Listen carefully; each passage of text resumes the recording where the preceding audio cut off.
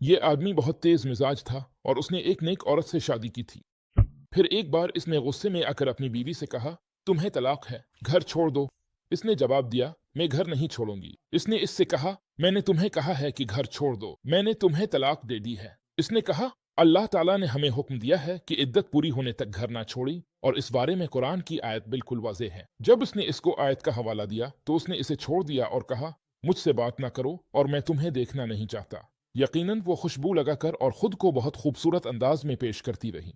4 या 5 दिन बाद वो इसके पास आया, मुआफ़ी मांगी और इद्दत के दौरान ही इसे वापस ले लिया। फिर अल्लाह के फजल से उनके दरमियान मोहब्बत बढ़ गई और उनकी जिंदगी दोबारा मामूल और खूबसूरत हो गई। हम इस खूबसूरत कहानी से सबक हासिल कर सकते हैं। बहुत से लोग इस दुनिया में बगैर दीनी एहकाम जाने जिंदगी गुजार रहे हैं। अल्लाह ताला ने तलाक के बाद एक इद्दत मुकर्रर की है। दर हकीकत दो ऐसी बातें हैं जिनमें बहुत से लोग मुब्तला हो जाते हैं। एक ये कि वो जल्दबाजी में तलाक दे देते हैं और ये बहुत बड़ी गलती है। अगर कोई तलाक देना चाहे तो इसे चाहिए कि वो औरत के हैज से पाक होने का इंतजार करे फिर तलाक दे।